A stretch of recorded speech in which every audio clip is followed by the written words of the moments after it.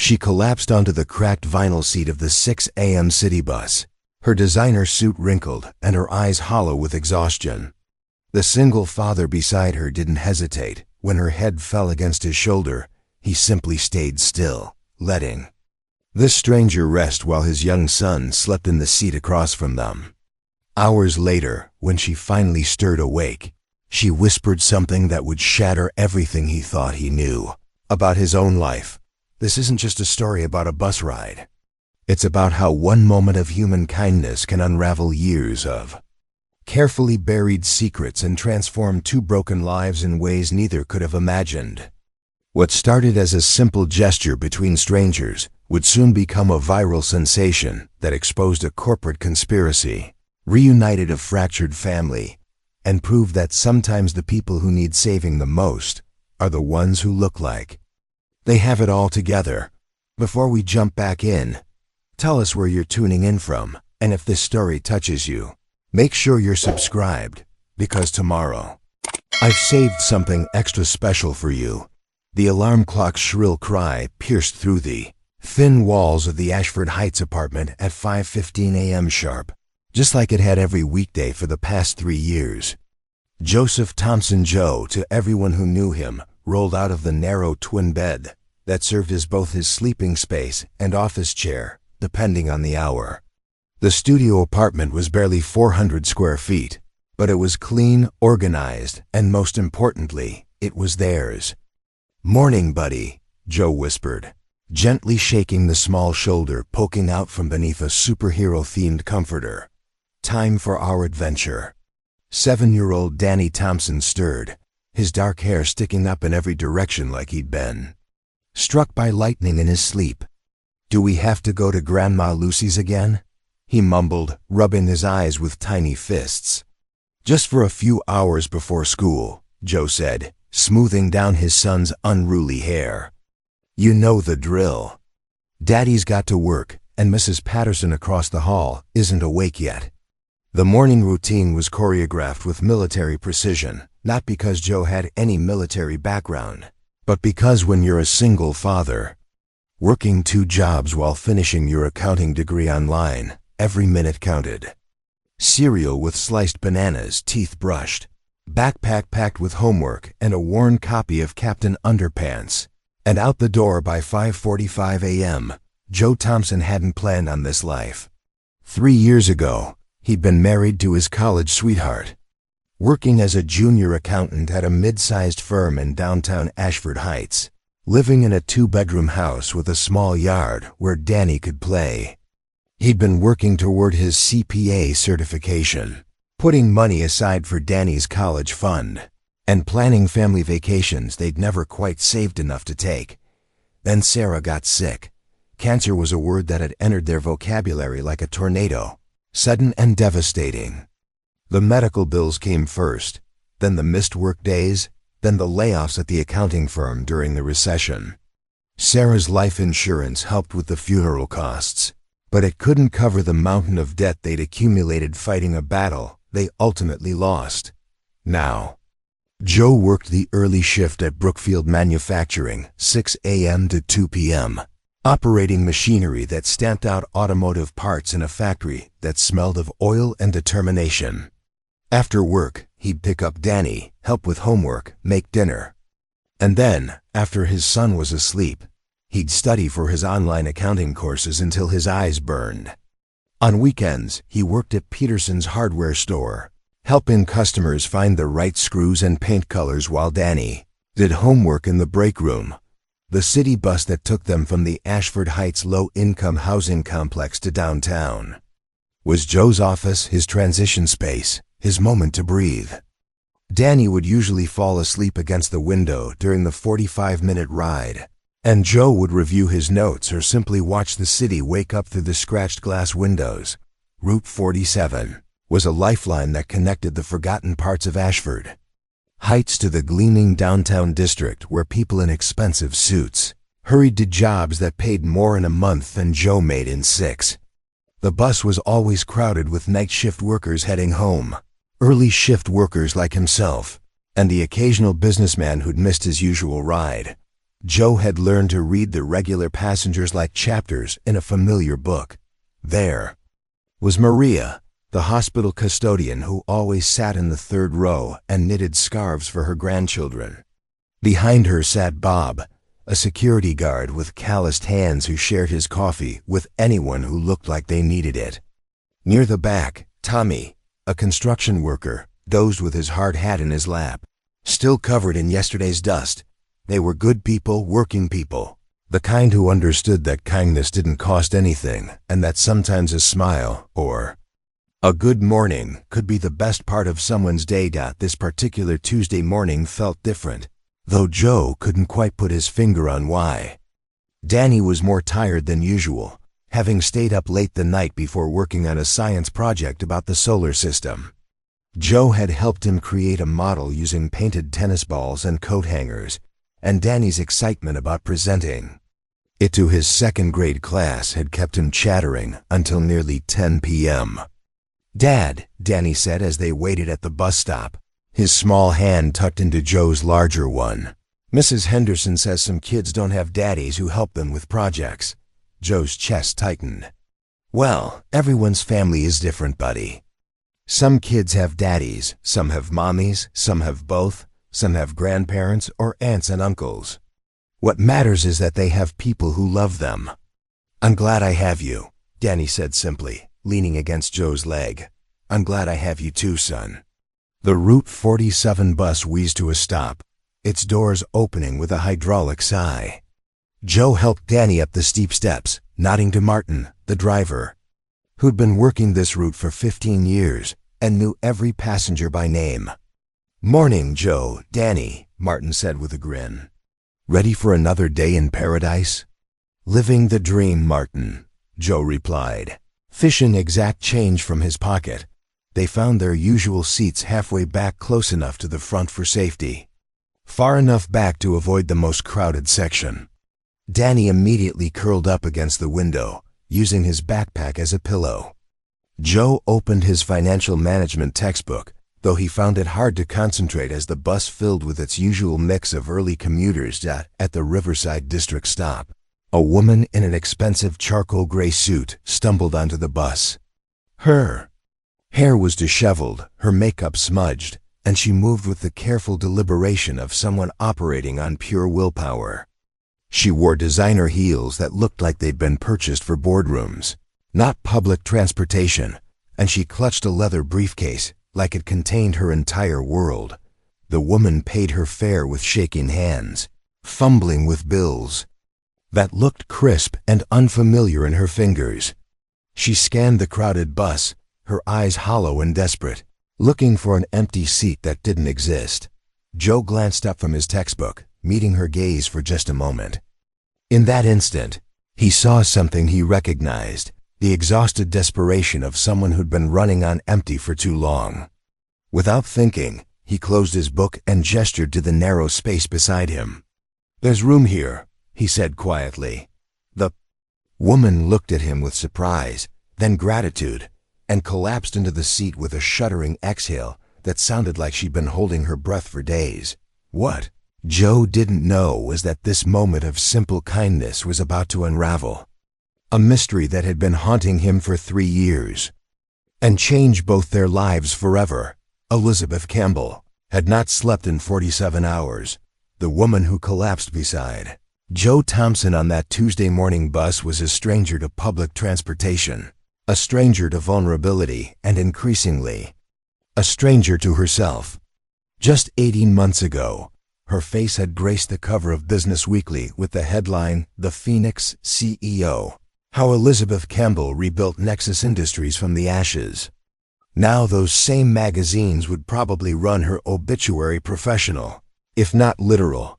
She tried to hold herself upright in the narrow bus seat, her spine rigid with the kind of posture that had been drilled into her through years of boardroom battles and hostile takeovers. But her body had other plans. The exhaustion was a living thing now, crawling through her veins like lead, making her eyelids feel like they weighed 1,000 pounds each. Joe noticed her struggle immediately. He'd seen that same desperate fight against collapse in the mirror. During those final weeks of Sarah's illness, when he'd refused to leave her bedside, even though the nurses kept telling him to go home and rest. Some battles, he'd learned, were fought one moment of staying upright at a time. Long night? He asked gently, closing his textbook and slipping it into the canvas bag at his feet. Elizabeth turned to look at him, really look at him for the first time. She saw calloused hands that spoke of real work, eyes that held kindness without judgment, and a face that seemed incapable of the corporate duplicity she'd been drowning in for months. When was the last time someone had asked her a simple human question without wanting something in return? Long year, she said, her voice barely above a whisper. Joe nodded like he understood, which somehow impossibly made her feel like maybe. He actually did. "I'm Joe," he said, extending his hand. "That's my son Danny by the window. He's perfected the art of sleeping anywhere." Anywhere. "Elizabeth," she managed, shaking his hand with fingers that trembled slightly. His palm was warm and steady, everything hers wasn't.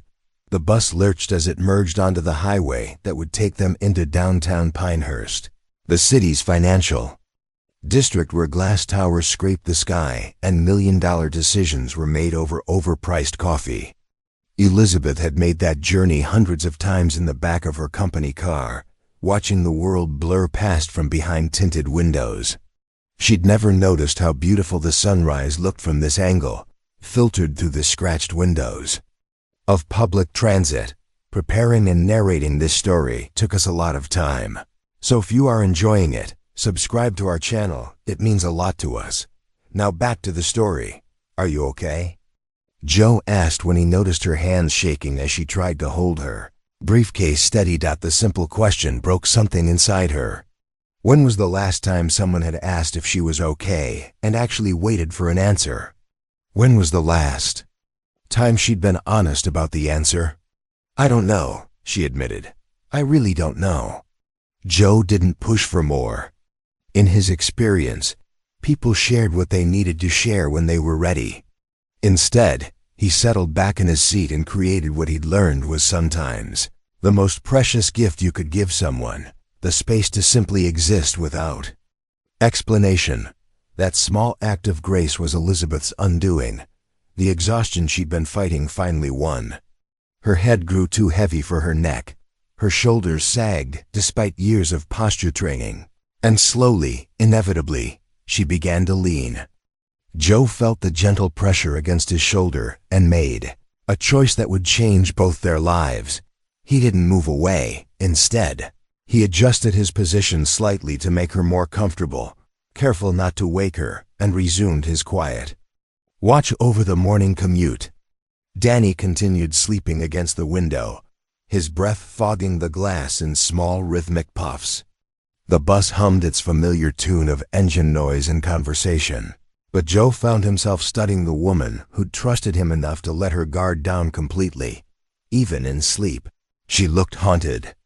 Her brow was furrowed as if she were still fighting battles in her dreams, and occasionally she'd murmur something too soft to understand. Joe noticed things that her business associates probably never saw: a small scar on her left hand that looked old and deep, a medical alert bracelet peeking out from beneath her expensive watch, and most tellingly, a faded photograph tucked into the clear plastic sleeve of her briefcase.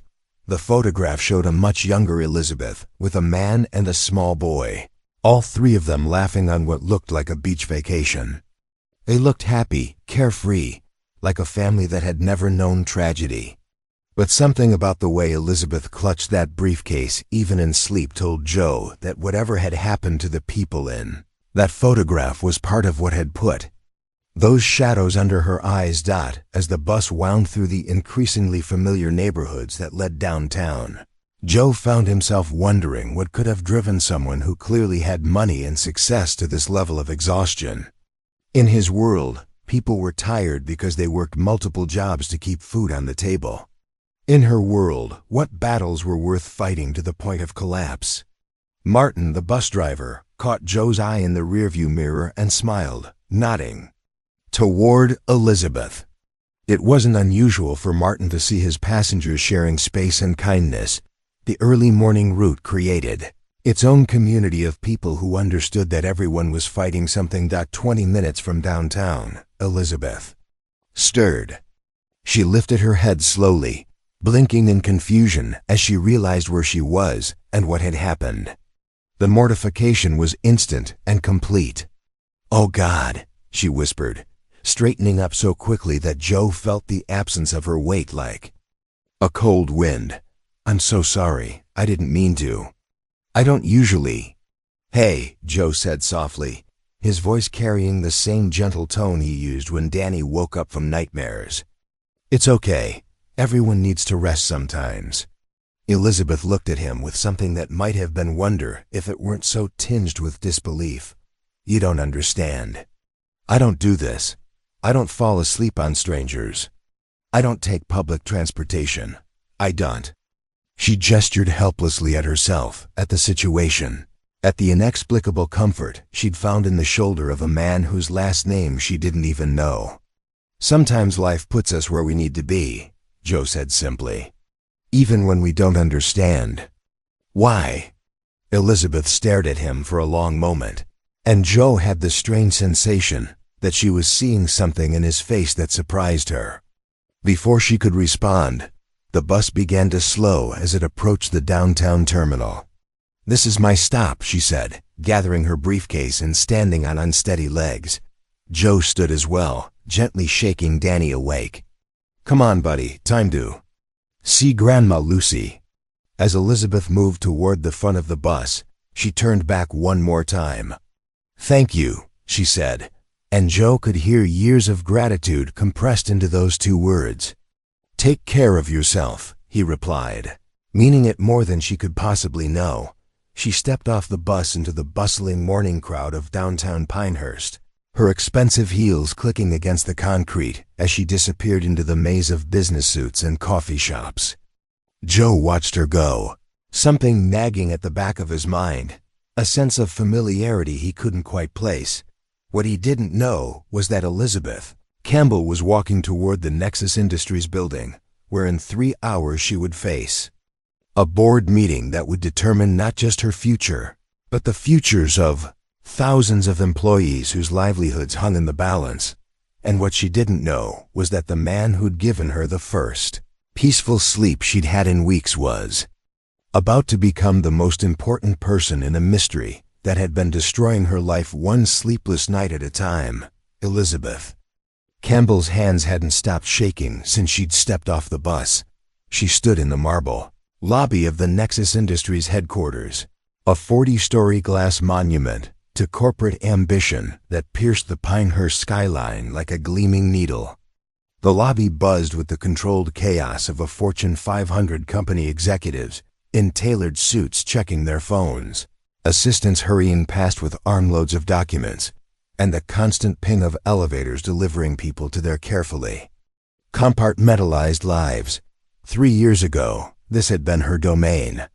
She'd walked these halls with the confidence of someone who'd built something from nothing, who'd taken a failing manufacturing company and transformed it into one of the most profitable enterprises in the Pacific Northwest.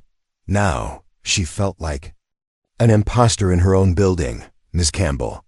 The voice belonged to Stanley Green, her executive assistant and one of the few people left who still treated her with something resembling respect. He approached with the carefully neutral expression he'd perfected over the past 6 months, ever since the board had started questioning every decision she made. "The board is assembled in conference room. They're eager to begin." Elizabeth nodded, straightening her suit jacket and trying to summon the armor of authority she'd once worn so naturally.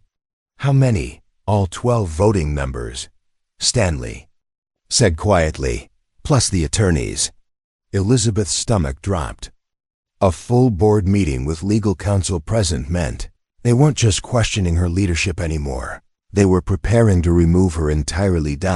As they rode the elevator to the 38th floor, Elizabeth found herself thinking about the stranger on the bus, Joe. There had been something in his eyes, a steadiness that she hadn't encountered in months. When was the last time someone had looked at her without calculating what they could gain or lose by her presence? The conference room was exactly what she expected, a wall of expensive suits around a table that could seat 20, all eyes turning toward her as she entered. At the head of the table sat Harrison Blackwood, the chairman of the board and the man who'd been systematically undermining her authority since the incident 6 months ago. Elizabeth, Harrison said with the kind of smile that never reached. The eyes, thank you for joining us. Please sit. She took her place at the opposite end of the table, feeling like she was walking into her own execution.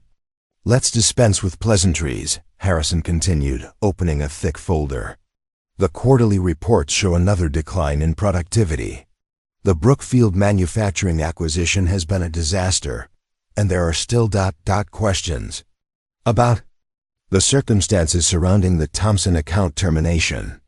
Elizabeth's blood turned to ice at the mention of that name. Thompson. It had haunted her for 3 years, turning her dreams into nightmares and her successes into hollow victories. But hearing it now, just hours after meeting Joe Thompson on the bus, felt like the universe was playing some kind of cosmic joke.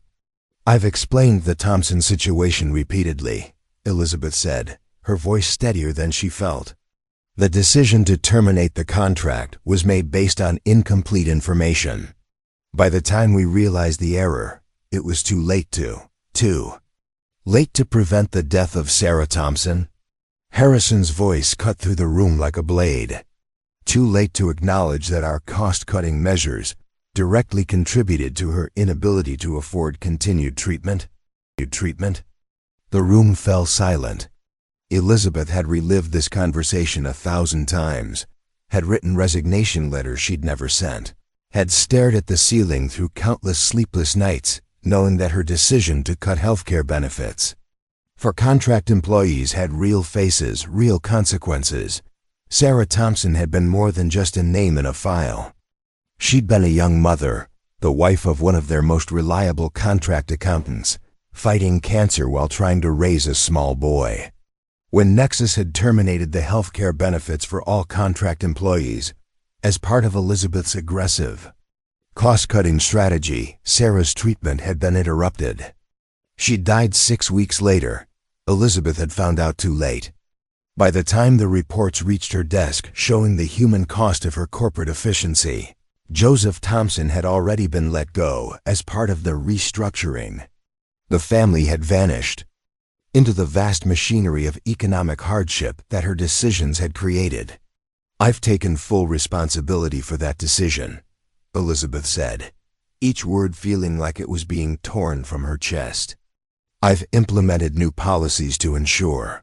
You've implemented policies that have cost this company millions in unnecessary overhead, interrupted Victoria Sterling, another board member whose loyalty had evaporated along with the quarterly profits.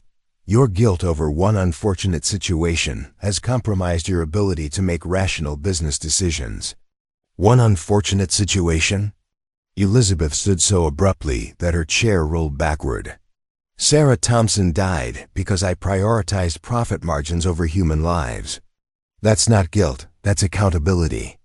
Accountability that's destroying this company, Harrison said coldly. Which brings us to why we're here today. He slid a document across the table toward her. Elizabeth didn't need to read it to know what it was, a vote of no confidence, probably drafted weeks ago and waiting for the right moment to destroy what remained of her career. You have 24 hours to resign voluntarily, Harrison continued, with a generous severance package and a non-disclosure agreement that protects both parties. Or we proceed with removal proceedings that will be less pleasant. Elizabeth stared at the document, her vision blurring with exhaustion and something that felt dangerously close to relief. Maybe it was time. Maybe she'd been fighting a battle she was meant to lose. But then she thought about Joe Thompson again. The kindness in his eyes. The way he'd let her rest without judgment or expectation. And suddenly, she realized something that made her blood run cold. Joe Thompson, Joseph Thompson. The timeline fit, the age fit. The bone-deep weariness of a man who'd lost everything and was rebuilding from nothing. "I need to make a phone call," she said, her voice barely a whisper. "Elizabeth," Harrison's voice carried a warning. "Your time for delays and excuses has 24 hours, she interrupted, backing toward the door. "You said I have 24 hours. She was out of the conference room before anyone could respond, Stanley's concerned voice calling after her as she stabbed the elevator button with trembling fingers. In the elevator, alone for the first time in hours, Elizabeth pulled out her phone and did something she'd never thought she'd have the courage to do.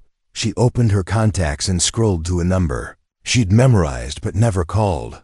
Dr. Patricia Rowe, the oncologist who'd been treating Sarah Thompson. The doctor who'd tried to reach Nexus Industries multiple times to explain that the interrupted treatment could be fatal. The doctor whose calls Elizabeth had been too busy to return. "Dr. Rowe," came the familiar voice after 2 rings. "This is Elizabeth Campbell from Nexus Industries," she said, her voice shaking. "I need to ask you about Joseph Thompson. Does he have a son named Danny?" There was a long pause. "Ms. Campbell, I'm not sure why you're asking, but yes. Danny Thompson is 7 years old. He and his father they've been struggling since Sarah's death." "Why?" Elizabeth closed her eyes, leaning against the elevator wall as the pieces of an impossible puzzle fell into place. "Because I think I just met him. And I think the universe is giving me a chance to fix the worst mistake I've ever made." What Elizabeth didn't know was that at that very moment, Joe Thompson was sitting in the break room at Brookfield Manufacturing, staring at a letter that had arrived in his employee mailbox that morning.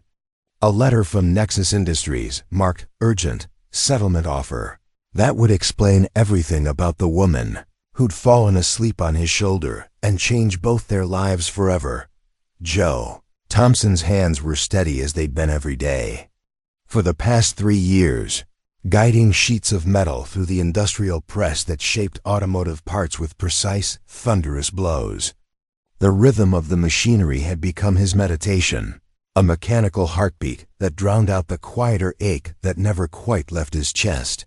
Brookfield manufacturing wasn't glamorous work, but it was honest.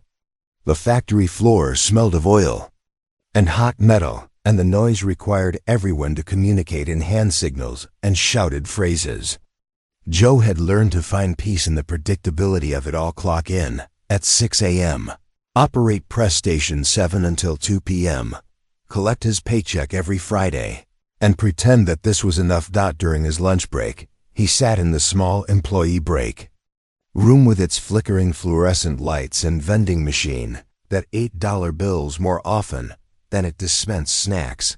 The other workers gave him space, not out of dislike, but because they recognized grief when they saw it.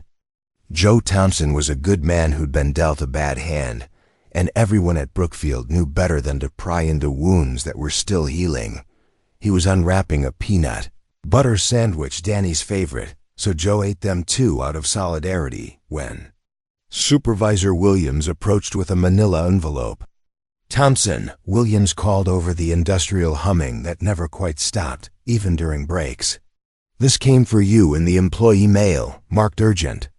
Joe took the envelope, noting immediately that it wasn't the usual bills or promotional flyers that occasionally found their way to the factory.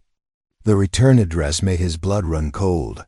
Nexus Industries Legal Department, Pinehurst Financial District. His hands, so steady on the machinery, began to tremble. Nexus Industries, the company that had terminated his contract 3 years ago with 6 hours' notice. The company whose restructuring had eliminated his health insurance just when Sarah needed it most. The company he'd called 17 times, begging anyone to explain why his wife's cancer treatment had to stop because of a policy change. Joe had spent months trying to reach someone at Nexus who could help, who could explain, who could show just 1 ounce of human compassion.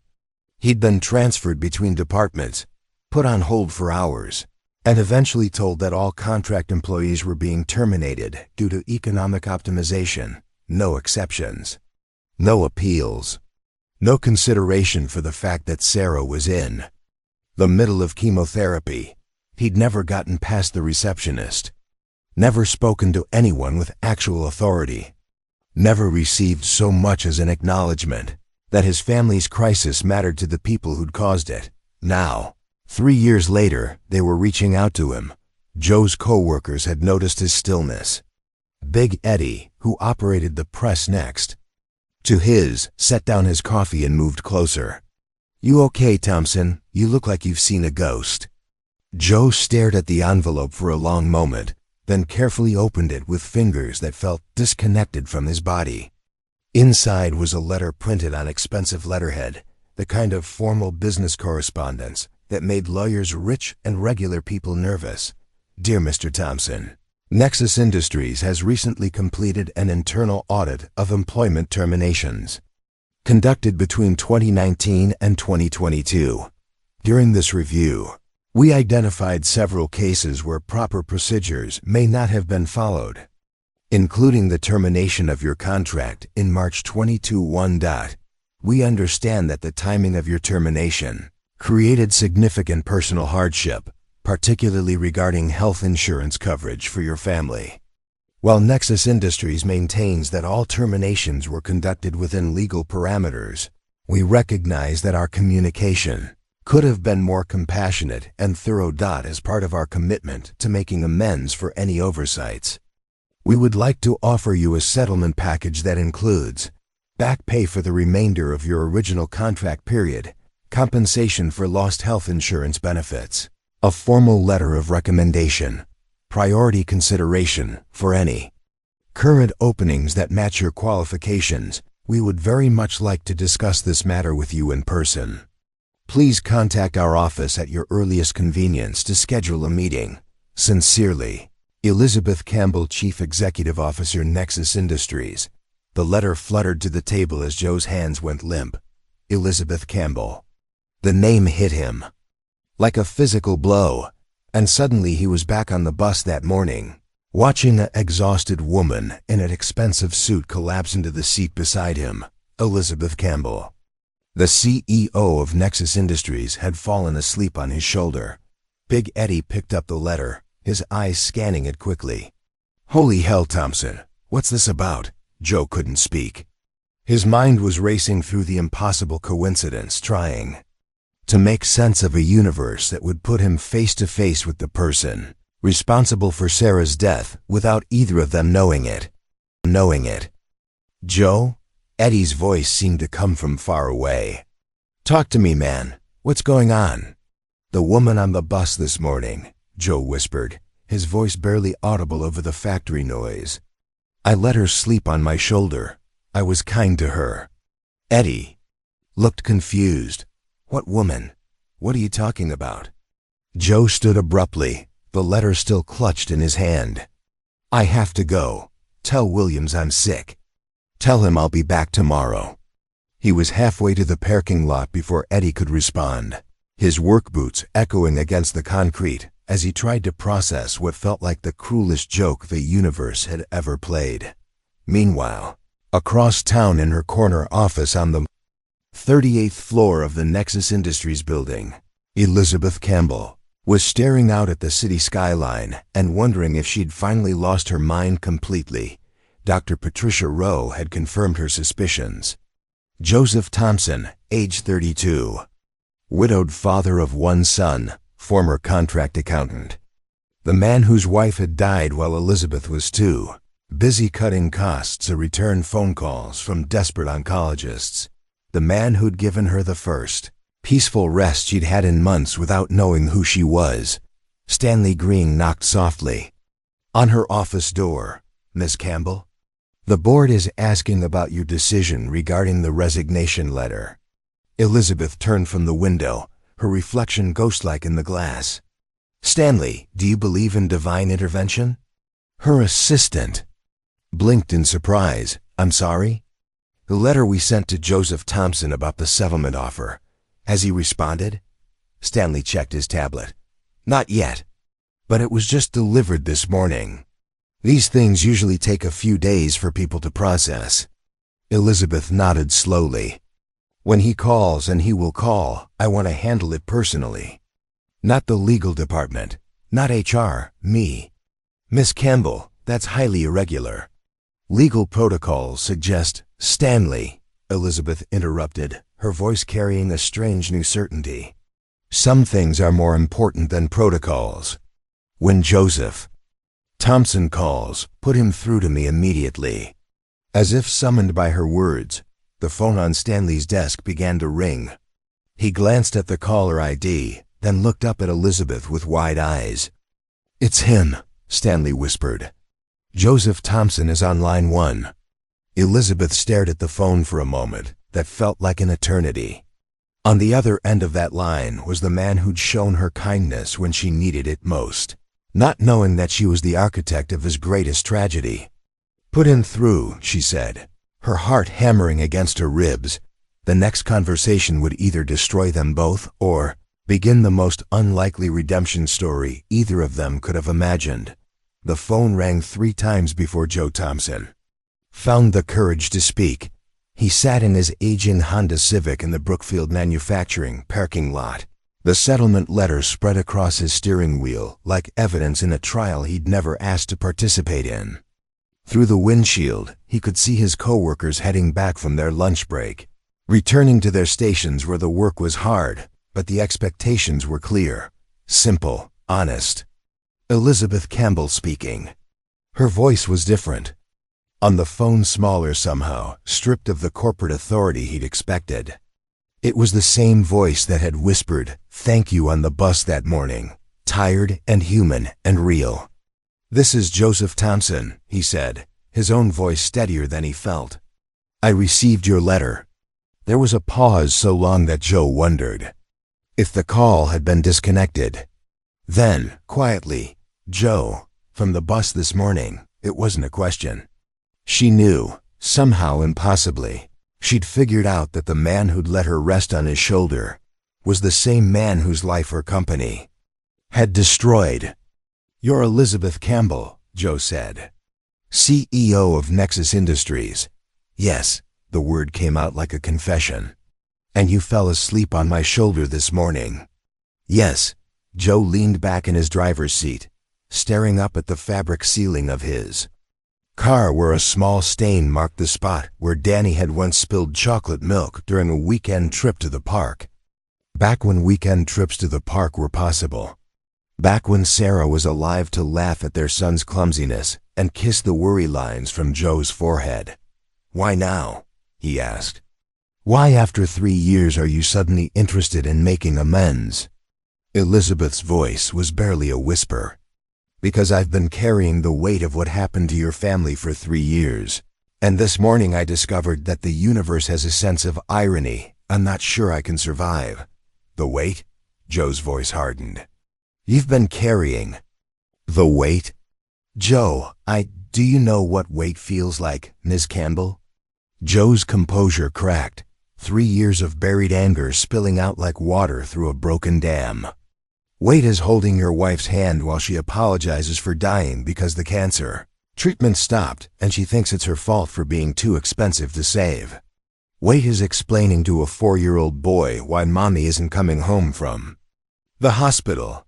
Weight is working 2 jobs while studying for an accounting degree online because your family's medical debt means you'll never dig out of poverty.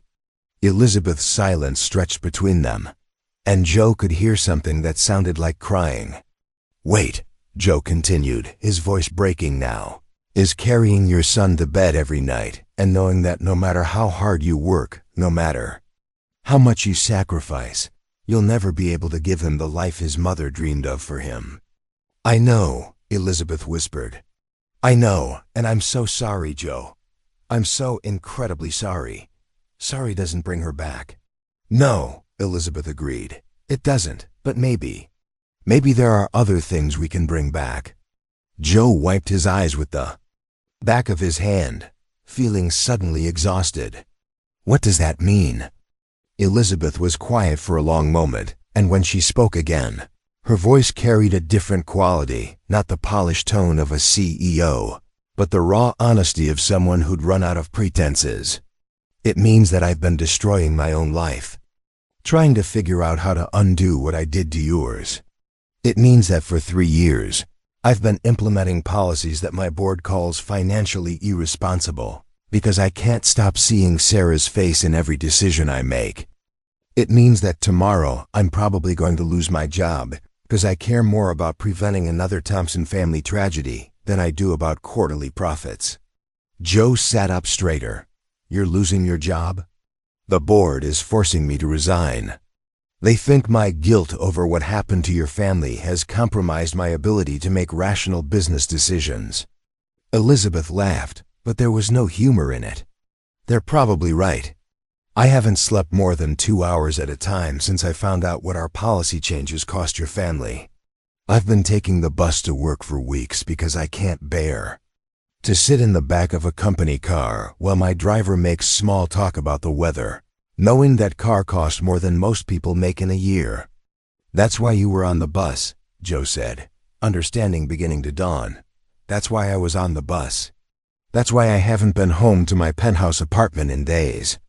That's why I fell asleep on your shoulder, because for the first time in months, someone offered me kindness without knowing who I was or what I'd done. Joe stared out at the factory where he'd rebuilt his life one shift at a time. You said there were things we could bring back. What did you mean? I meant your career, Joe. You were a brilliant accountant. Your supervisor at the time, before the termination, called you one of the most naturally gifted financial analysts he'd ever worked with. You were 3 credits away from your CPA certification when everything fell apart. Joe's throat tightened. I couldn't afford to finish. Between work and Danny and trying to keep our heads above water, ... What if you could? What if finishing your degree wasn't just possible, but guaranteed? What if you could work in a field that actually used your talents instead of just your time? Miss Campbell, Elizabeth, please. After this morning, I think we're past formalities. Joe took a deep breath. Elizabeth, I appreciate the settlement offer, I really do. But I'm not looking for charity. I'm not looking to be your redemption project. It's not charity, Elizabeth said firmly. It's justice. And it's not just about money, Joe. I've been fighting my board for months to change how we treat people. Not just contract employees, but everyone who gets caught in the machinery of corporate efficiency. I want to build something different. Something that sees people like your family as more than line items on a budget. What are you talking about? I'm talking about starting over. Both of us. I'm talking about building a company that operates on the principle that kindness isn't a luxury we can afford to cut from the budget. And I'm talking about doing it with someone who understands what it costs when we forget that every decision we make affects real families with real lives. Joe felt something shift in his chest, a sensation he hadn't experienced in years. It felt dangerously close to hope. You want me to work with you? I want you to help me build something that would make Sarah proud, Elizabeth said. Something that ensures no other family goes through what yours did. Something that proves business can be both profitable and humane. Joe closed his eyes, and for just a moment, he could almost hear Sarah's voice. She'd always believed in second chances, in the possibility that broken things could be made whole again. She'd believed in him even when he'd stopped believing in himself. I need time to think, he said finally. Of course, take all the time you need. But Joe? Yeah? Thank you for this morning, for giving me a place to rest when I needed it most. You have no idea how much that meant. Joe thought about the woman who'd collapsed beside him on the bus, exhausted and desperate and human.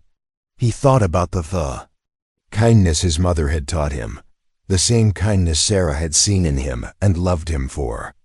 Everyone deserves a place to rest, he said. Even CEOs who make terrible mistakes. After he hung up, Joe sat in his car for a long time, watching clouds move across the sky and thinking about the strange mathematics of forgiveness. How much kindness did it take to balance a tragedy? How much grace was required to turn an ending into a beginning? He didn't have the answers yet, but for the first time in 3 years, he thought he might want to find out. What Joe didn't know was that their phone conversation was about to become the least private moment of his life, and that within 24 hours. The whole world would be talking about the single father and the CEO, who'd found each other on a city bus. Martin Reyes had been driving Route 47 for 15 years, and in that time, he'd learned that city buses were like confessionals on wheels. People said things, did things, and revealed parts of themselves they'd never share anywhere else. He'd seen marriage proposals and breakups, job interviews conducted over speakerphone, and more tears than he cared to count. But Tuesday morning's ride had been different. Special, even. Martin had been watching through his rearview mirror as the exhausted woman in the expensive suit had fallen asleep on Joe Thompson's shoulder. He'd seen a lot of kindness on his bus over the years, but there was something about the gentle way Joe had adjusted his position to make her more comfortable, the protective stillness he'd maintained for the entire ride, that had stuck with Martin long after his shift ended. That evening, Martin sat in his small apartment in the Riverside district, scrolling through social media while his wife Maria prepared dinner. She was a teacher at Pinehurst Elementary, and they had a tradition of sharing the day's small victories over homemade enchiladas and cheap wine. "Anything interesting happen on the route today?" Maria asked, setting down a steaming plate in front of him. Martin thought about Joe Thompson, about the woman who'd looked like she was carrying the weight of the world, about the simple human kindness he'd witnessed. You know what? Yeah, something did. Without really thinking about it, Martin pulled out his phone and opened the Transportation Authority's social media account. The Pinehurst Metro Transit System had started encouraging drivers to share positive stories about community connections, and Martin had been meaning to contribute for months. He typed slowly, hunting and pecking with 2 fingers. "Today I witnessed something beautiful on Route 47. A single dad let an exhausted stranger rest on his shoulder for the entire ride downtown. Didn't know her name, didn't ask for anything in return. Just human kindness when someone needed it most. These are the moments that restore your faith in people." #Root Kindness, #PINEHURST Community. Martin hesitated before posting. He'd been careful not to include names or identifying details, but something told him this story mattered. He hit post and returned to his dinner, not giving it another thought. What Martin didn't know was that social media had a way of finding the stories it needed, exactly when the world was ready to hear them. By Wednesday morning, the post had been shared 847 times. By noon, it had reached 15,000 shares. Local news outlets began reaching out to the Pinehurst Metro Transit System, asking for more details about the bus shoulder story that was suddenly trending across 3 states. Meanwhile, Elizabeth Campbell stood in her office, staring at her laptop screen with a mixture of horror and disbelief. Her assistant Stanley had brought the viral post to her attention after someone in the company's marketing department had forwarded it with a note. "Could this be our CEO? Timeline and location match her unusual commute yesterday. How many people have seen this?" Elizabeth asked, her voice barely steady. Stanley winced. "The original post is approaching 50,000 shares. Local news picked it up, and ... He hesitated. "Channel 7 is calling it the Bus Angel story. They're asking for interviews." Elizabeth sank into her chair. In 18 hours, her private moment of vulnerability with Joe Thompson had become a citywide symbol of human kindness. The irony was suffocating. She was being celebrated for receiving compassion from the man whose life she'd destroyed. "There's more," Stanley said gently. "The board meeting has been moved up to this afternoon. Mr. Blackwood says the publicity is an unnecessary distraction during a critical transition period." Elizabeth knew corporate speak when she heard it. They wanted her gone before the story gained any more traction. Before anyone started asking questions about why the CEO of Nexus Industries was riding public transportation and falling asleep on strangers' shoulders across town, Joe Thompson was experiencing his own version of viral fame. 3 co-workers at Brookfield Manufacturing had seen the post and recognized the description. Big Eddie had shown Joe the story during their morning break, grinning with pride. "That's you, isn't it, Thompson? The bus angel?" Joe stared at the phone screen, reading comments from strangers praising his kindness. People were sharing their own stories of small acts of compassion, of times when someone had helped them through difficult moments. The thread had become a repository of human goodness, and somehow he was at the center of it. "I just let her sleep," Joe said, bewildered. "It wasn't anything special." "Maybe that's what makes it special," Eddie replied. "Most people would have moved away. You stayed." By lunch, Joe's phone was ringing constantly. Local radio stations wanted interviews. The Pinehurst Gazette wanted to feature him in their Community Heroes section. A morning talk show producer had somehow gotten his number and was offering to fly him to Los Angeles. Joe let every call go to voicemail. This wasn't who he was. He wasn't a hero or an angel or a symbol of anything. He was just a single father, trying to get through each day with his dignity intact, and now strangers were treating him like he'd performed some kind of miracle. But the call that changed everything came at 2:47 p.m., just as Joe was finishing his shift at Brookfield Manufacturing. "Mr. Thompson? This is Rebecca Chun from Channel 7 News. I'm working on a follow-up story about the bus incident, and I was hoping you might be willing to comment. I'm not really interested in. I understand you recently received a settlement offer from Nexus Industries regarding the death of your wife 3 years ago." Joe's blood turned ice. "How do you know about that?" "Public records, Mr. Thompson. Settlement offers of this magnitude require certain filings. What I find interesting is the timing. The offer was made just 1 day after the bus incident.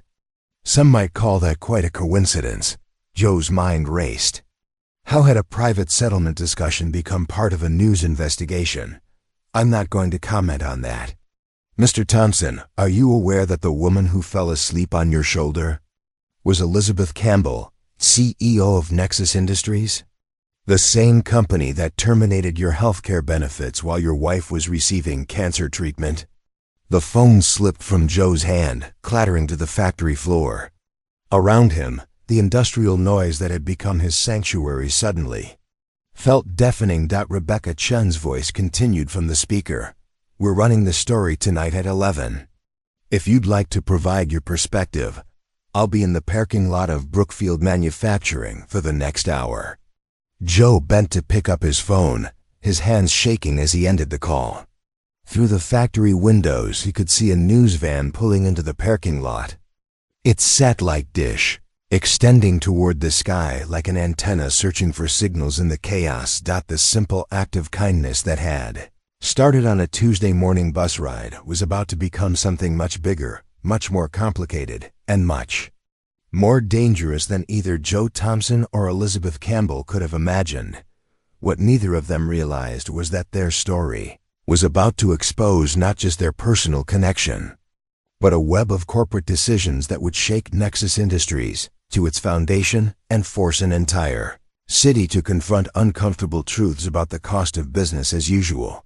The bus ride that had brought them together was about to tear their carefully rebuilt lives apart. The Channel 7 news van in the Brookfield Manufacturing parking lot was just the beginning. By 6 p.m. Wednesday evening, Joe Thompson's modest apartment building in Ashford Heights looked like the site of a minor invasion. 3 news vans lined the street, their satellite dishes reaching toward a sky that seemed suddenly full of eyes. Reporters with microphones and camera operators with equipment that cost more than Joe's annual salary clustered around the building's entrance, like moths drawn to a flame that could burn them all. Joe sat on his living room floor with Danny, helping his son with homework while trying to ignore the circus outside their window. They'd built a fort out of couch cushions and blankets, partly for fun, partly because it felt safer to be hidden from the world that had suddenly become very interested in their private lives. "Dad," Danny said, looking up from his math worksheet. "Why are all those people outside?" Joe's throat tightened. How do you explain to a 7-year-old that kindness had somehow become news? That the simple act of letting a tired stranger rest had opened doors he'd never meant to walk through? "Sometimes when people do nice things, other people want to hear about it," Joe said carefully. "But it doesn't change who we are or what's important." Danny nodded with the easy acceptance of youth, then returned to his subtraction problems. Joe envied his son's ability to find normal in the middle of chaos. The phone rang again, the 14th time in 2 hours. Joe had stopped answering after the 7th call, when a producer from a national morning show had offered him $5,000 just to appear on camera for 10 minutes.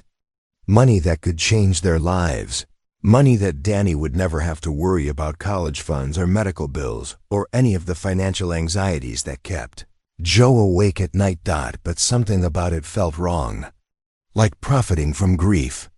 Like turning Sarah's memory into entertainment. The phone stopped ringing, then immediately started again. This time, Joe recognized the number. It was Elizabeth. "Joe?" Her voice was strained, exhausted in a way that went beyond physical tiredness. "Are you okay? I've been watching the news and, are you watching this?" Joe interrupted, gesturing toward the window where camera lights illuminated the parking lot like a movie set. "This isn't what I wanted. This isn't who I am." "I know," Elizabeth said softly. "I'm so sorry. I never imagined that Martin's post would." "It's not Martin's fault," Joe said, his voice sharper than he intended. "He was celebrating kindness. That's beautiful. But now they're turning it into something else. They're making us into symbols instead of people." Elizabeth was quiet for a moment. "There's something else, Joe. Something you need to know." After the story broke, my legal department started getting calls. Other people.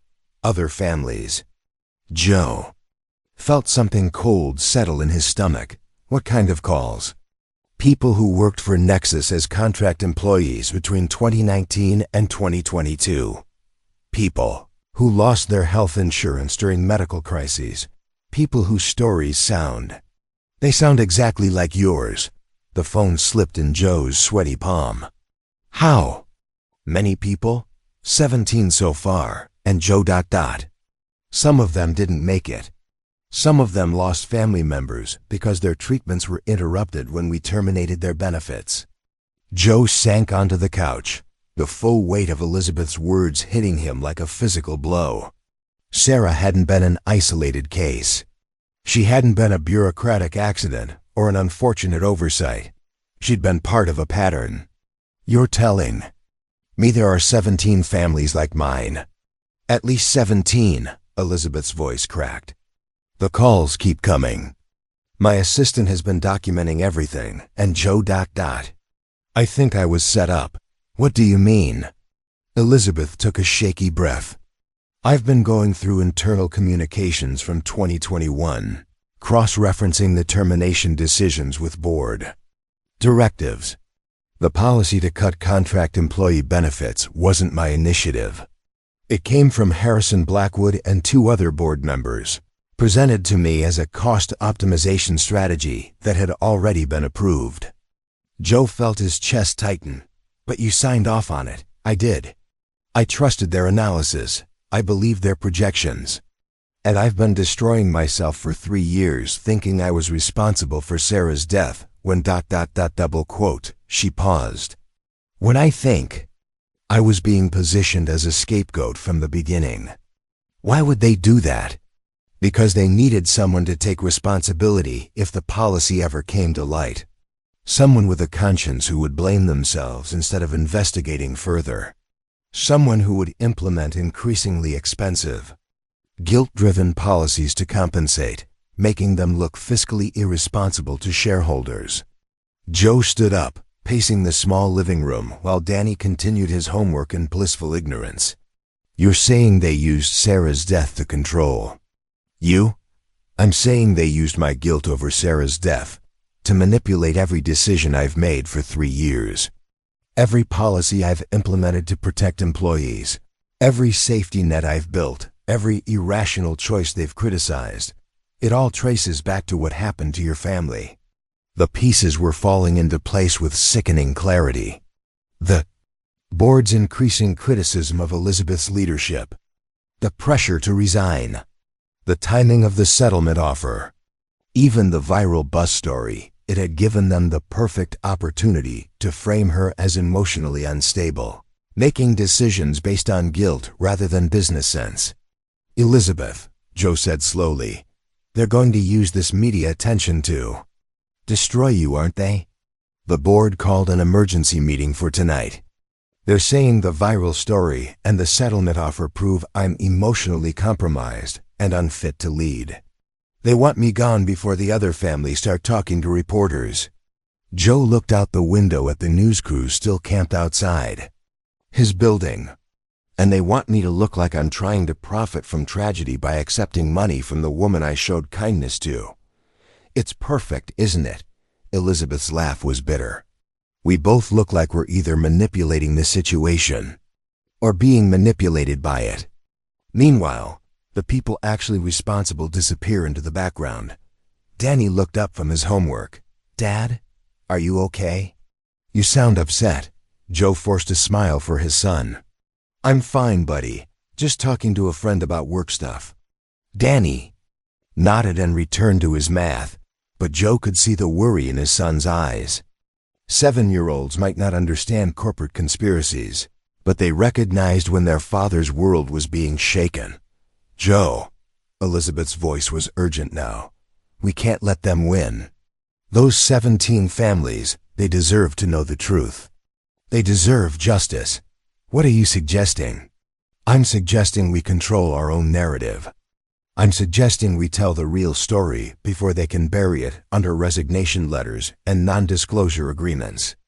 Joe thought about the reporters outside, about the money they'd offered, about the platform they represented. Maybe there was a way to turn the media attention from a burden into a weapon. The Channel 7 reporter, Joe said. Rebecca Chun, she already knows about the settlement. She's investigating. Can we trust her? Joe looked at Danny, still working on his homework in their little fort, and thought about all the other families out there who might be building forts of their own, trying to shelter their children from the consequences of corporate decisions made in boardrooms they'd never see. I think we have to, Joe said. Because if we don't tell this story, someone else will tell it for us. And I don't want Danny growing up thinking his father was too afraid to fight for what's right. Okay, Elizabeth said, her voice stronger. Now, but we do this together. We tell the whole truth, not just the parts that make us look good. Together, Joe agreed. What neither of them realized was that their decision to fight back would trigger a chain of events that would expose not just Nexus Industries practices, but an entire network of corporate policies designed to eliminate expensive employees across multiple companies throughout the region. The bus ride that had brought them together was about to become the catalyst for the largest corporate accountability investigation in Pinehurst's history. But first, they had to survive the night. Rebecca Chun had been a journalist for 12 years, but she'd never prepared for an interview quite like this one. At 9 p.m. Wednesday evening, she sat across from Joe Thompson and Elizabeth Campbell in the cramped living room of Joe's Ashford Heights apartment, her camera operator squeezed into the corner beside Danny's makeshift fort.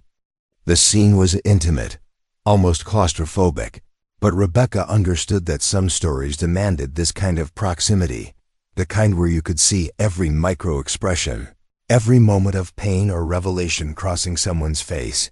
Joe had insisted on doing the interview at home. If we're going to tell the truth, he'd said, it should be told in a place where truth lives. Elizabeth had arrived 20 minutes earlier, having walked through the gauntlet of other news crews outside, ignoring their shouted questions and camera flashes. She sat beside Joe on the worn couch, both of them holding steaming mugs of coffee, like anchors in a storm. "Before we begin," Rebecca said, checking her equipment one final time, "I want you both to understand that this interview will air tomorrow night, but clips will be available online immediately afterward. Once this goes live, there's no taking it back." Joe and Elizabeth exchanged a look, a moment of silent communication that spoke of shared purpose and mutual trust built over impossible circumstances. "We understand," Elizabeth said. "We're ready." Rebecca pressed record and leaned forward. "Let's start with Tuesday morning. Joe, tell me about the woman who sat beside you on the bus." "She looked exhausted," Joe said, his voice steady but soft. "Like someone who'd been carrying too much weight for too long. I didn't know who she was. I just knew she needed a place to rest." "And Elizabeth, what was going through your mind when you realized who Joe was?" Elizabeth's hands tightened around her coffee mug. "Terror, absolute terror. Because I realized that the universe had put me face to face with the consequences of the worst decision I'd ever made, and this man, this good, kind man, had shown me compassion without knowing I was the person responsible for his family's tragedy." Rebecca nodded, then shifted into more dangerous territory. "Let's talk about what happened to Sarah Thompson." "Elizabeth, in your own words, explain the policy that led to her death." For the next 20 minutes, Elizabeth detailed the cost optimization strategy that had eliminated healthcare benefits for contract employees. She spoke about Harrison Blackwood's presentation to the board, about her own failure to investigate the human cost of the policy, about the 17 other families who had reached out since the story broke. "I was told this was a standard business practice," Elizabeth said, her voice growing stronger as she spoke. "I was told that contract employees represented an acceptable loss in terms of overall company health. I was told that their healthcare needs were unsustainable given market conditions." "But you approved it," Rebecca pressed. "I did, and I've been trying to atone for that decision ever since. But what I've discovered in the last 24 hours is that I may have been manipulated into making it." Joe leaned forward. "Tell them about the board meeting tonight." Elizabeth took a breath.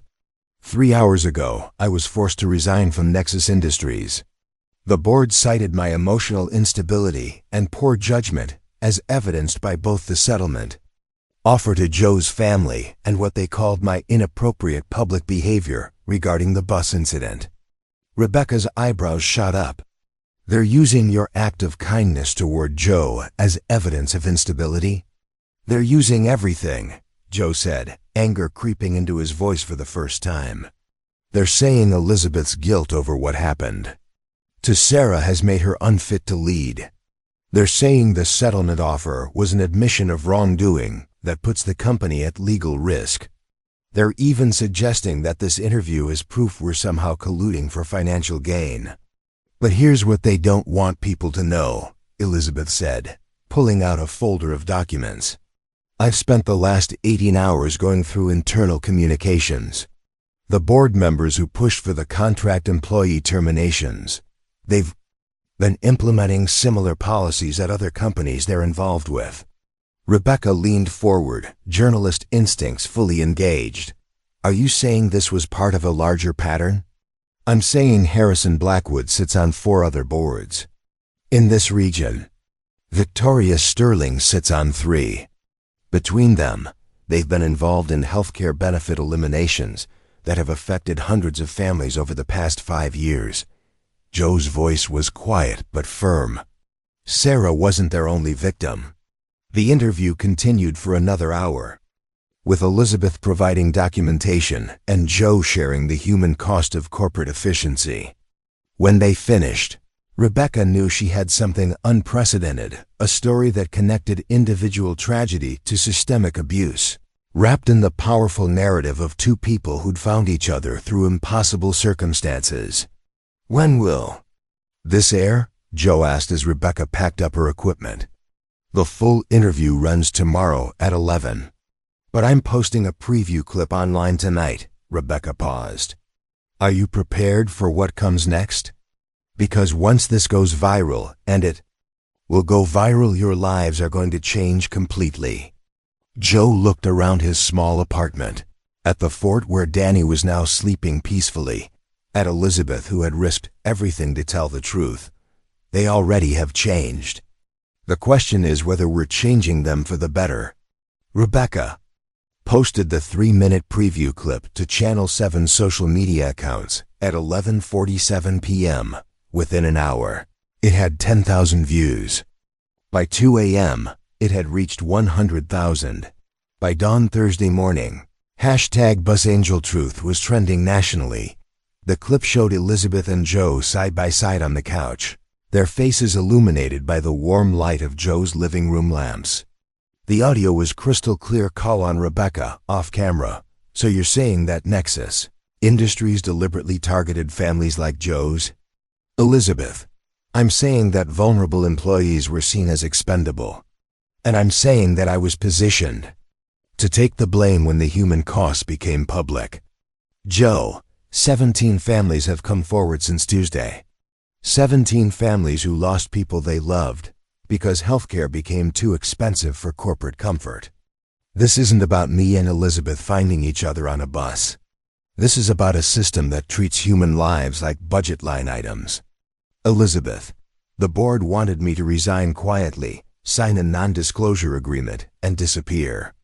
But Joe taught me something about courage when he let me rest on his shoulder. Sometimes doing the right thing means staying put when it would be easier to run. The comment section exploded with responses. Other families began sharing their stories. Employees from other companies started questioning their own benefit eliminations.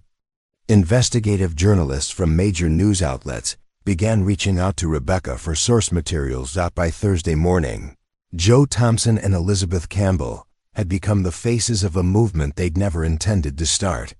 The bus ride that had brought them together had transformed into something neither could have imagined, a national conversation about corporate accountability that would reshape how America thought about the relationship between business profits and human dignity. But they had no idea that the most powerful revelation was still to come. By Friday morning, Joe Thompson's phone had become unusable. The call started at 5:23 a.m. and didn't stop.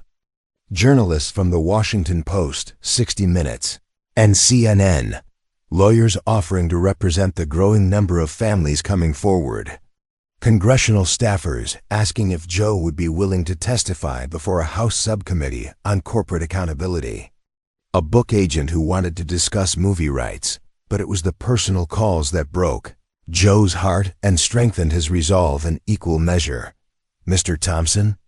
This is Angela Rodriguez from Phoenix. I saw your interview, and my husband, Miguel, worked for Clearwater Industries. They cut his health benefits 2 weeks before his dialysis treatments were supposed to start. He died waiting for coverage approval. Joe, my name is David Kim, and I'm calling from Seattle. My daughter worked as a contract programmer for TechFlow Solutions.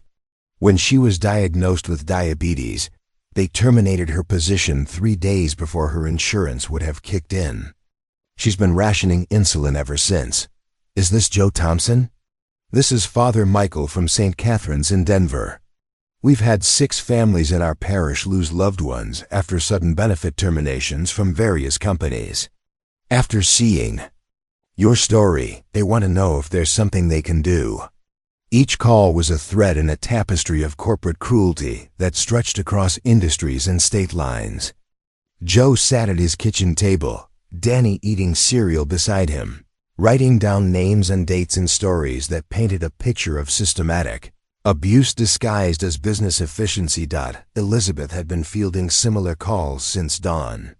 Her phone rang as she stood in the empty corner office that had been hers for 3 years, packing the last of her personal belongings into cardboard boxes while security waited in the hallway. Elizabeth Campbell. Ms. Campbell, this is Dr. Sarah Martinez from the University of Pennsylvania's Business Ethics Program. I've been following your story, and I want you to know that you're not alone. We've been documenting cases like this across the country for the past 2 years. Elizabeth paused in her packing, a framed photo of a company charity event frozen in her hands. Cases like what? Coordinated healthcare benefit eliminations targeting employees with chronic conditions, family medical crises, or expensive treatment needs. The pattern is consistent across at least 40 companies in 12 states. Your board members' names appear on related documentation in 17 of those cases. Elizabeth sank into her former leather chair, for the last time.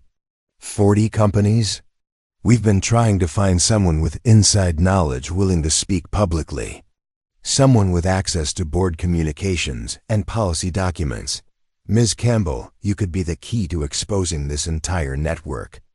By noon, Elizabeth was sitting in a conference room at the Pinehurst Community Center, no longer the CEO of anything, but finding herself at the center of something much more important.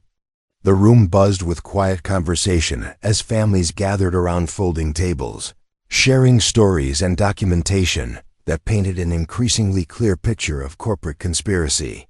Joe arrived with Danny in tow. The boys' school had become a circus of reporters, so Joe had decided a community meeting was actually the safer option. Danny immediately gravitated toward a corner where several other children played quietly while their parents discussed adult tragedies in measured tones. Rebecca Chun moved through the room with her camera operator, documenting not just the individual stories but the collective power of people who'd found each other through shared grief and growing determination. This is what they were afraid of, said Margaret Foster, a widow from Portland, whose husband had died after losing coverage during cancer treatment. They counted on us staying isolated, staying ashamed, staying quiet. Dr. Patricia Rowe, Sarah Thompson's former oncologist, had driven in from the medical district to add her voice to the growing chorus. I've been trying to sound the alarm about these practices for years, she told the assembled group. But individual doctors reporting isolated incidents don't get attention. This is different. This is different. Thomas Anderson, a labor attorney who'd been following corporate healthcare abuses, stood to address the room. What we're seeing here isn't just individual company policies. This appears to be a coordinated strategy designed to eliminate expensive employees while maintaining plausible deniability. The documentation Elizabeth has provided shows communication between board members at different companies, sharing best practices for what they call workforce optimization. Elizabeth stood, her voice carrying across the room. I want everyone to understand something. When I made the decision to cut contract employee benefits at Nexus, I believed I was making an isolated business choice. I thought I was balancing fiscal responsibility with human resources management. What I've learned this week is that I was participating in something much larger and much more deliberate. She pulled out a thick folder of documents. These are internal communications I retrieved before my resignation. Board members discussing which employees to target based on medical histories. Strategies for timing terminations to avoid legal liability. Guidelines for selecting executives who would be willing to take responsibility if the policies ever came to light. A murmur ran through the room. Joe stood beside Elizabeth, his hand finding her shoulder in a gesture of support that echoed their first meeting on the bus. Sarah wasn't just a casualty, Joe said, his voice steady despite the emotion underlying it. She was a target. My wife was identified as too expensive to keep, and they planned her elimination along with dozens of others. The room fell silent, except for the sound of children playing in the corner, a reminder of what was at stake in all these adult conversations about policies and profits. Stanley Green, Elizabeth's former assistant, appeared in the doorway of the conference room. He'd been quiet since Elizabeth's resignation, torn between loyalty to his former boss and fear for his own job security. Now he stepped forward with a manila envelope in his hands. I'm sorry to interrupt, Stanley said, but I thought you should see this immediately. He handed Elizabeth the envelope with hands that shook slightly. "This arrived at the office an hour ago. It's from the Department of Justice."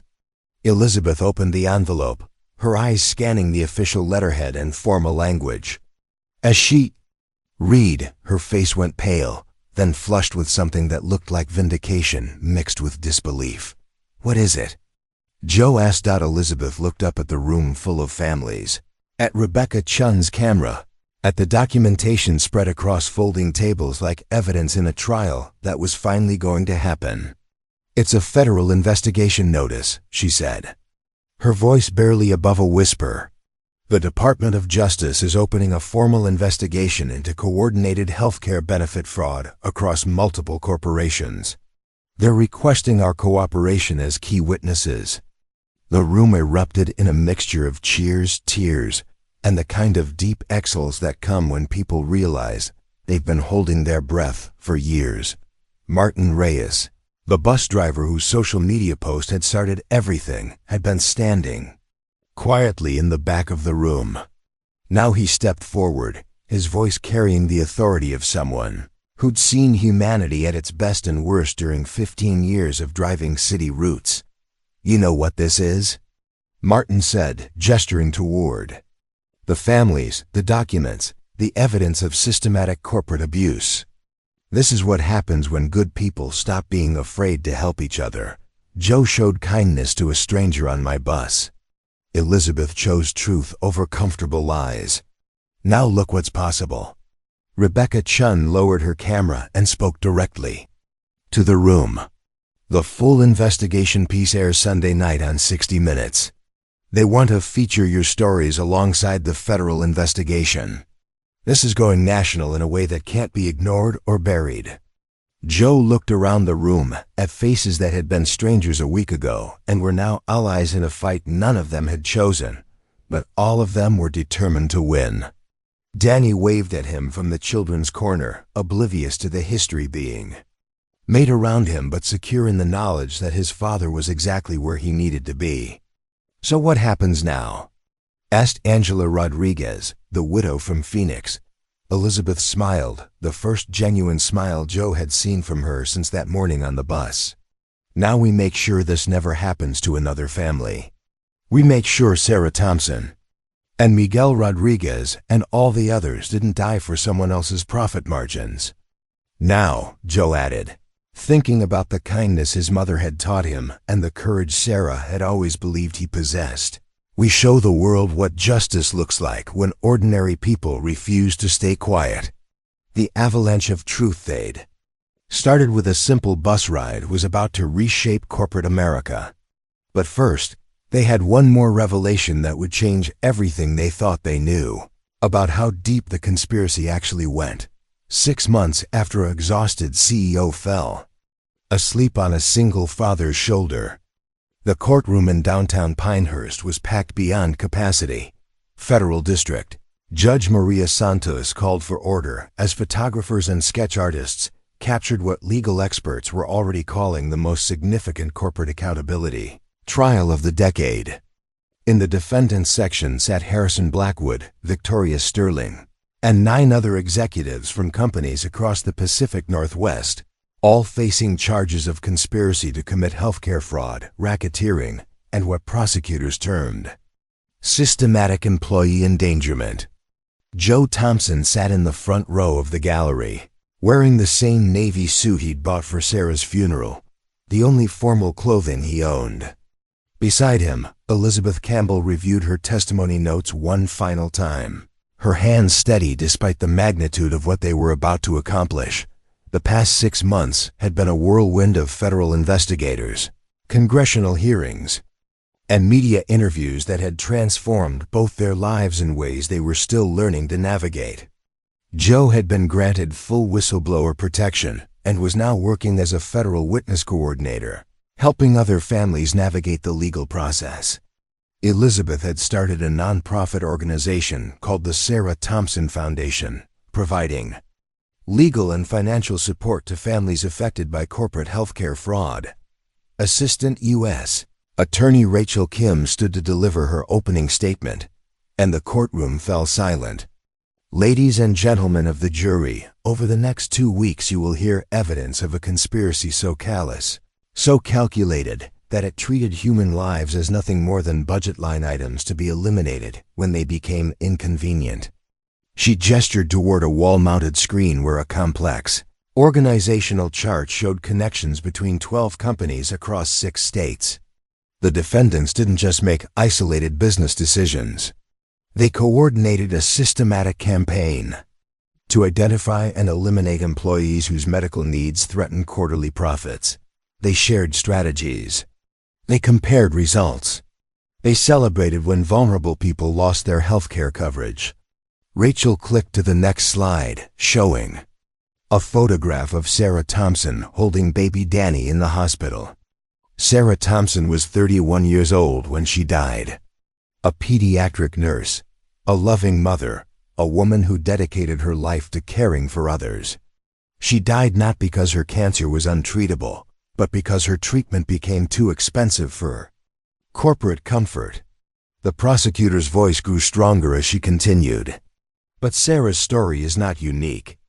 Over the past 6 years, the defendants' coordinated policies resulted in healthcare terminations that directly contributed to 47 deaths across 6 states. 47 families destroyed, 47 futures stolen, all to improve profit margins by a combined total of less than $8 million. Joe felt Elizabeth's hand find his as Rachel Kim's words painted the full scope of what they'd uncovered. $8 million. Sarah's life, along with 46 others, had been worth less than the cost of a single corporate retreat. The first witness called was Dr. Patricia Rowe, who testified about the pattern of treatment interruptions she'd observed over the past 5 years. Her voice remained clinical and professional as she described watching patients die from preventable causes, but her hands shook as she held the medical charts that told the story of systematic neglect. In my 30 years of practice, Dr. Rowe testified, I had never seen such a consistent pattern of coverage terminations timed to coincide with critical treatment phases. Patients would begin chemotherapy, radiation, or dialysis, and within weeks their employers would find reasons to eliminate their positions. Elizabeth was called to testify on the trial's 3rd day. She took the stand wearing a simple black dress, her former corporate power suits abandoned for clothing that didn't carry the weight of her previous life. As she was sworn in, she met Joe's eyes across the courtroom, drawing strength from his steady presence. Ms. Campbell, Attorney Kim began. In your own words, please describe how you discovered the coordinated nature of these healthcare eliminations. Elizabeth's voice was clear and strong. I spent 3 years believing I was personally responsible for Sarah Thompson's death. I implemented increasingly expensive employee protection policies at Nexus Industries because I thought my individual failure of judgment had caused a tragedy. What I discovered through federal investigators was that I had been deliberately positioned to take responsibility for policies I didn't originate. She pulled out a thick folder of documents. Board communications show that Harrison Blackwood and his associates identified executives like me, people with strong ethical foundations who would blame themselves for negative outcomes. They needed corporate leaders who would implement the harmful policies and then, when those policies came to light, would accept full responsibility rather than investigating further. The courtroom was silent as Elizabeth detailed the manipulation she'd endured, how her genuine guilt had been weaponized against her, how her attempts to atone had been used as evidence of her instability, how the very conscience that made her a target had ultimately led to the exposure of the entire conspiracy. The morning I fell asleep on Joe Thompson's shoulder, Elizabeth continued, I hadn't slept more than 2 hours a night for weeks. I was physically and emotionally destroyed by guilt over decisions I thought I'd made independently. Learning that Joe was Sarah's husband forced me to confront the truth. I'd been too manipulated to see. I wasn't the architect of this tragedy. I was its intended scapegoat. When Harrison Blackwood took the stand in his own defense, his testimony crumbled under cross-examination. Prosecutor Kim presented email communications, where he referred to expensive employees as budget drains and celebrated successful terminations as cleaning house. One particularly damaging email, sent to Victoria Sterling after Sarah Thompson's death, read, "EC taking full responsibility as expected. Timeline optimal for Q3 restructuring. EC, Elizabeth Campbell." They had planned her emotional destruction from the beginning. The jury deliberated for less than 4 hours. "We find the defendant Harrison Blackwood guilty on all counts." "We find the defendant Victoria Sterling guilty on all counts." One by one, the guilty verdicts rang through the courtroom like bells tolling for justice too long delayed.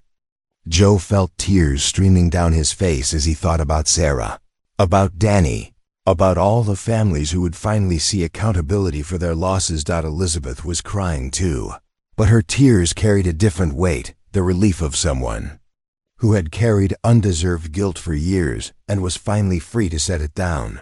Judge Santos announced the sentences with the gravity befitting the crimes. Harrison Blackwood received 18 years in federal prison and $2.4 million in restitution. Victoria Sterling received 15 years and $1.8 million. The other defendants received sentences ranging from 8 to 12 years, with combined restitution exceeding $47 million. But the real victory wasn't the prison terms or the financial penalties. It was the federal legislation passed 2 weeks after the verdicts, requiring mandatory reporting of health care, benefit terminations, and establishing criminal penalties for coordinated employee targeting. The Sarah Thompson Act, as it became known, would ensure that corporate executives could never again treat human lives as acceptable losses in their profit calculations. Outside the courthouse, Joe and Elizabeth stood together before a crowd of reporters and families who had traveled from across the country to witness justice finally served. Danny, now 8 years old and tall enough to see over the microphones, stood beside his father with the quiet pride of a boy who understood that his dad had helped change the world. "This isn't about revenge," Joe told the gathered crowd. "This is about ensuring that what happened to Sarah, to Miguel Rodriguez, to all 47 victims, can never happen to another family.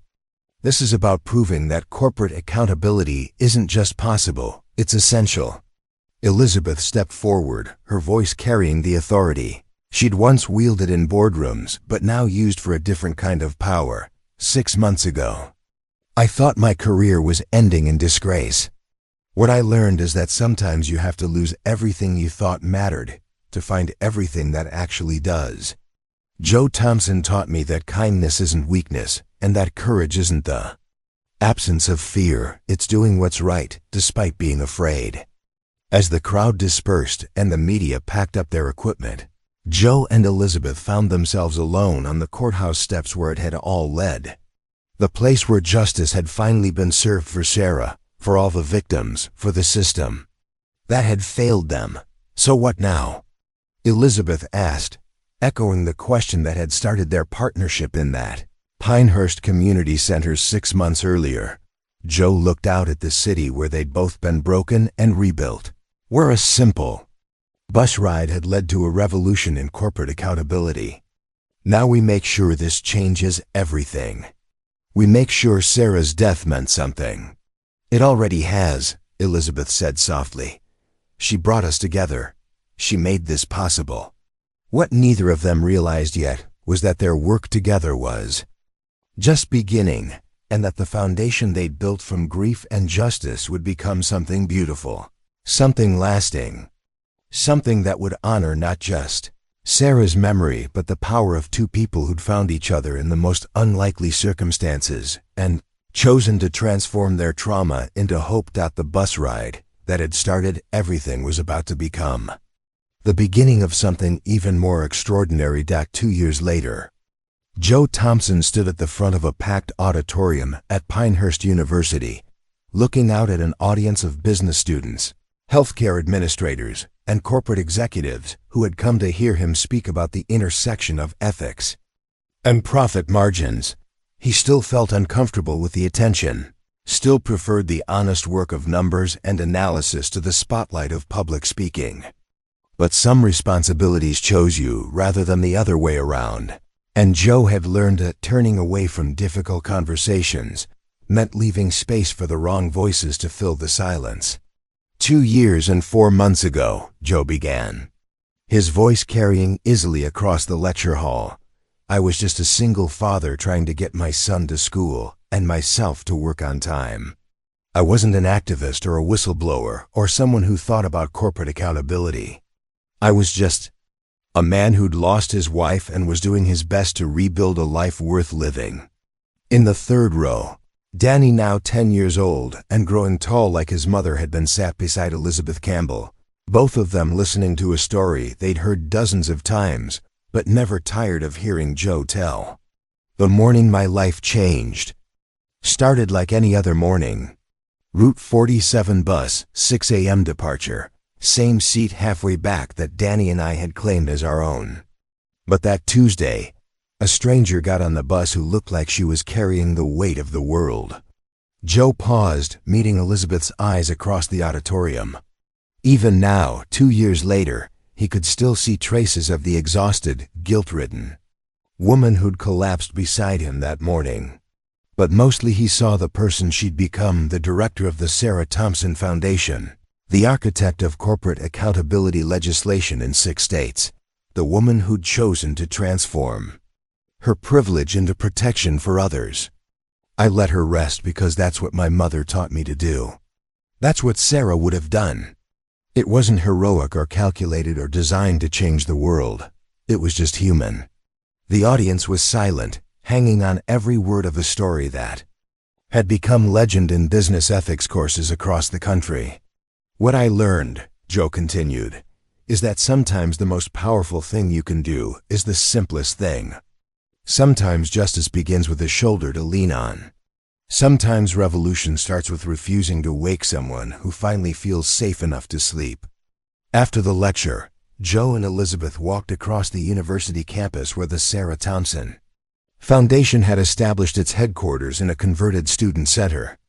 The building bustled with activity lawyers providing free consultation to families facing healthcare terminations, researchers documenting corporate patterns of employee targeting, advocates training community organizers to recognize and report systematic abuses.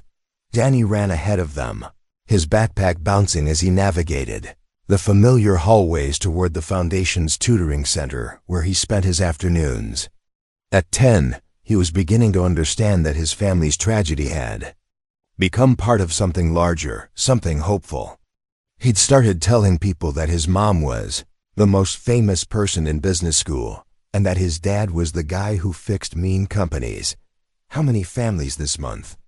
Joe asked as they walked past offices where Foundation staff worked with clients from across the country. 67 new cases, Elizabeth replied, checking her tablet. But here's the better number, only 12 terminations that fit the old patterns. The legislation is working, Joe. Companies are actually afraid to target vulnerable employees now. They stopped outside the main conference room where a support group was meeting, families who'd survived corporate healthcare fraud, sharing strategies for rebuilding their lives and helping others avoid similar devastation. Through the glass, Joe could see faces that had become familiar over the past 2 years, people who'd found community in shared trauma and shared determination to prevent others from suffering the same losses. Sometimes I wonder what Sarah would think of all this, Joe said quietly. Elizabeth smiled. I think she'd be proud that her death saved other families. I think she'd love that Danny gets to grow up knowing his father fights for people who can't fight for themselves.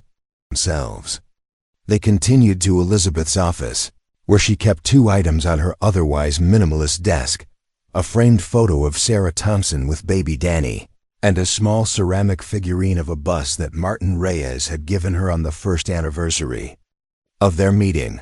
Martin still drove Route 47, still watched over his passengers with the gentle attention of someone who understood that public transportation was often private sanctuary.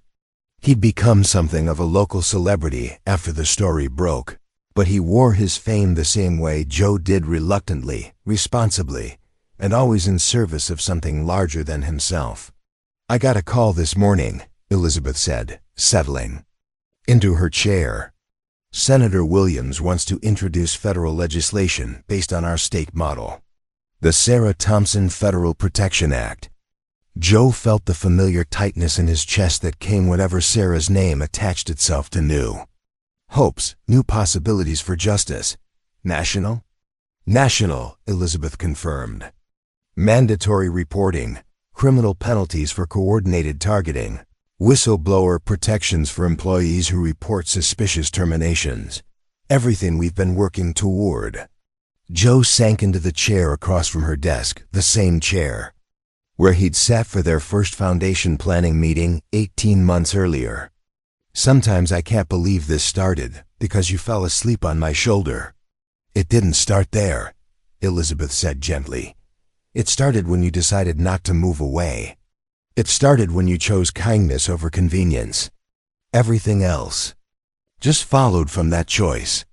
Through the office window, Joe could see the city bus stop where Route 47 picked up university students and hospital workers, night shift employees and early commuters. The same kind of people who'd shared their morning rides for years. Ordinary humans navigating extraordinary challenges with quiet dignity. "You know what I think about sometimes?" Joe said. "I think about all the people who are riding buses right now, sitting next to strangers, having no idea that their lives might be about to change completely. All the small acts of kindness happening in anonymous moments that might ripple out into something bigger." Elizabeth nodded. "The ripple effect. That's what Danny calls it, right?" "Danny calls it the butterfly shoulder," Joe laughed. "He says that when you let someone rest, it's like butterfly wings flapping. You never know what storms might calm down somewhere else in the world." As afternoon shifted toward evening, the foundation building slowly emptied. Staff headed home to their own families, clients left with resources and hope they hadn't possessed that morning. Volunteers finished their shifts knowing they'd contributed to something meaningful. Joe picked up Danny from the tutoring center, where the boy had been helping younger children with their math homework. A 10-year-old already learning that teaching others was a form of service, that knowledge shared was knowledge multiplied. "Dad," Danny said as they walked toward the bus stop, "Mrs. Rodriguez said her husband is going to be okay now. His company can't fire him for being sick anymore." Joe squeezed his son's hand. Miguel Rodriguez Jr., whose father had been targeted for diabetic medication costs, would grow up in a world where corporate accountability wasn't just a hope, but a legal requirement. "That's right, buddy. That's why we do this work." "Because of Mom?" "Because of Mom," Joe confirmed. "And because everyone deserves to feel safe when they need help." They boarded Route 47 for the evening journey home, settling into seats that no longer felt like temporary refuge but like familiar comfort. Joe opened his evening newspaper, a habit he'd maintained from their earliest bus rides, while Danny worked on homework and hummed quietly to himself. Halfway through the ride, an elderly woman with a walking cane struggled to find a seat in the crowded bus. Without hesitation, Danny stood up and offered his place, helping her settle in with the same gentle attention his father had shown a stranger 2 years earlier. Joe watched his son with pride and recognition. Kindness, he realized, wasn't just inherited, it was taught through example, modeled through choices, passed down through small daily decisions to see others as worthy of care. As the bus wound through the neighborhoods that connected Ashford Heights to downtown Pinehurst, Joe thought about the speech he'd give tomorrow to another group of business leaders, the families he'd meet next week who needed foundation support, the ongoing work of ensuring that Sarah's death continued to save lives. But mostly he thought about the simple mathematics of human connection. How one moment of choosing compassion over convenience had created a cascade of accountability that protected thousands of families. How a shoulder offered in tired kindness had become a foundation strong enough to support an entire movement. The bus pulled into their stop as the sun set over Pinehurst, painting the sky in colors that Sarah would have loved. Joe and Danny walked home together, past the playgrounds where father and son had rebuilt their happiness one afternoon at a time, toward the apartment that no longer felt like a place they were just surviving, but like a home they were actively choosing. And somewhere across the city, in corporate boardrooms and family kitchens, hospital waiting rooms and community centers, the ripple effects of one Tuesday morning bus ride continued to spread proof that the smallest acts of human kindness could reshape the world when they were performed by people brave enough to stay still, stay present, and stay open to the possibility that strangers might be angels in disguise. The shoulder that had offered rest to a weary CEO had become a symbol of something much larger, the revolutionary power of ordinary people who refuse to let profit margins eclipse human dignity, who understand that true strength isn't found in self-protection, but in protecting others, and who believe that justice delayed is never justice denied when those with courage finally choose to act. Sarah Thompson's legacy lived on, not in tragedy, but in transformation. And every family that slept safely because corporations could no longer target the vulnerable was a testament to the truth that love, when channeled through action, really could change everything. 5 years after a tired CEO fell asleep on a single father's shoulder, Route 47 carried a new generation of passengers through the streets of Pinehurst. Martin Reyes, now nearing retirement, still drove the morning shift with the same gentle attention he'd always brought to his work. But these days, his bus carried different conversations. Passengers talked about the Thompson protections at their jobs, about healthcare benefits that couldn't be suddenly eliminated, about corporate policies that actually protected vulnerable employees rather than targeting them. Joe Thompson, now the foundation's executive director, still rode Route 47 to work most mornings. At 15, Danny had grown tall and thoughtful, choosing to volunteer at the foundation's weekend programs rather than spending all his time with friends. He'd inherited his mother's compassion and his father's steady determination, along with something uniquely his own, an unshakable belief that ordinary people could accomplish extraordinary things. Elizabeth Campbell had been awarded the Presidential Medal of Freedom for her work in corporate accountability reform. But her favorite recognition remained a hand-drawn card from a 7-year-old in Oregon whose father's job was protected by legislation that bore Sarah Thompson's name on quiet Tuesday mornings when the light hit the bus windows just right. Joe sometimes caught Elizabeth's reflection in the glass and remembered the exhausted woman who'd collapsed beside him 5 years earlier. The woman who'd trusted him enough to rest, who'd trusted him enough to tell the truth, who'd trusted him enough to change the world. Some shoulders, it turned out, were strong enough to carry more than just one person's weariness.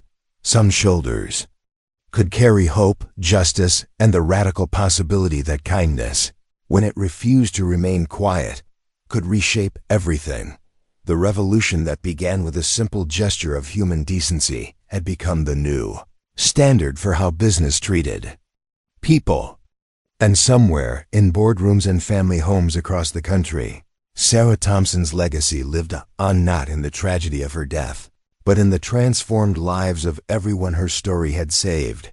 Up next, you've got 2 more standout stories right on your screen. If this one hit the mark, you won't want to pass these up. Just click and check them out. And don't forget to subscribe and turn on the notification bell so you don't miss any upload from us.